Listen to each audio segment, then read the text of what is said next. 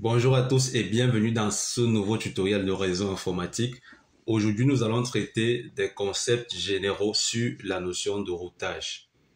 Alors, à la fin de ce tutoriel, vous serez en mesure de définir la notion de routage, de comprendre la transmission des paquets par un routeur et enfin de comprendre la notion de réseau distant et de réseau directement connecté.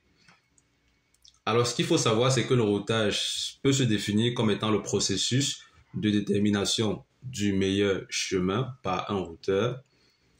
Ce mécanisme se fait grâce à la table de routage et, par défaut également, un routeur connaît la route des réseaux directement liés à ses interfaces.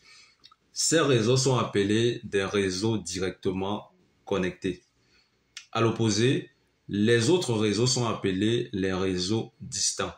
En d'autres termes, sur un routeur, tous les réseaux qui ne sont pas directement connectés sont automatiquement considérés comme étant des réseaux distants à ce routeur-là.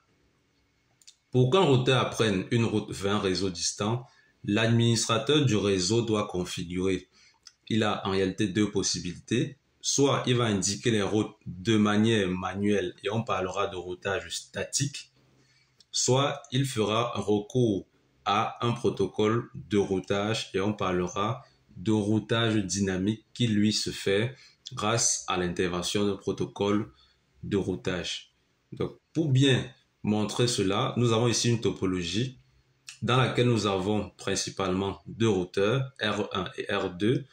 Nous avons également deux switches S1 et S2 et nous avons enfin quatre périphériques finaux ou quatre terminaux, à savoir PC1, PC2, PC3 et PC4. Alors, ici, avec une telle topologie, nous avons en réalité trois segments de réseau, à savoir le LAN A, le WAN B et enfin le segment de réseau local C. Alors, qu'est-ce que nous appelons table de routage? Sur R1, par exemple, nous avons deux interfaces, à savoir G00 et S0/0/0. Ces deux interfaces étant des interfaces de R1 donnent la table de routage suivante dans laquelle nous voyons que R1 connaît le réseau local A grâce à l'interface G00, celle-ci est dans ce réseau, et R1 connaît également le réseau local, le réseau WAN B, grâce à l'interface série 0/0/0, celle-ci. De même, R2 a également une table de routage. R2 connaît le réseau local C grâce à l'interface G01 et R2 connaît également la route vers le réseau local B grâce à l'interface S0/0/1. Alors, nous allons prendre un cas simple pour montrer le principe de routage. Si, par exemple, nous avons une situation de communication dans laquelle PC2 ici souhaite envoyer un message au périphérique terminal PC4, c'est-à-dire qu'on se déplace du réseau local A pour aller vers le réseau local C, en passant bien évidemment par le routeur R1 ici. Comment ça se passe? Alors, le périphérique terminal PC2 va générer un message dans lequel la source sera le réseau local A et la destination sera bien évidemment le réseau local C. Alors, c'est ce message-ci qui ira au niveau du routeur R1 ici. Donc, R1 va recevoir le message provenant de PC2 et R1 va donc ensuite aller dans sa table de routage chercher s'il y a une route pour pouvoir acheminer le réseau de destination, à savoir le réseau local C.